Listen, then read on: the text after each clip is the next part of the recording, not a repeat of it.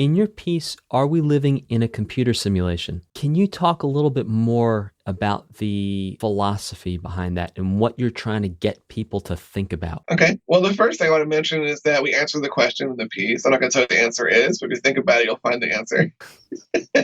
But so that's a philosophical question that was asked by Nick Bostrom, who's a philosopher, I believe, at Oxford. His argument is that eventually we will have enough hard drive space to run simulations of civilizations. That's generally what inspired the piece, this idea of like, we could live in a computer simulation and not know. And that's something that the Lonely AI struggles with in the story, where they're not entirely sure that they're not experiencing a simulation themselves, right? Because if the technology was sufficiently advanced enough, you would not be able to differentiate between a virtual reality video game and actual reality. Is part of the argument as well that if there was an advanced civilization, that we could actually be in their simulation as they try and figure out what their ancestors did? Correct. That's exactly correct. It's a They can scary run the thing. simulations to try to avert catastrophes. Like, where did we go wrong? Part of the argument for this as well, from what I understand it, is that when physicists look very closely at different parts and elements of the universe, so for example, the way electrons work,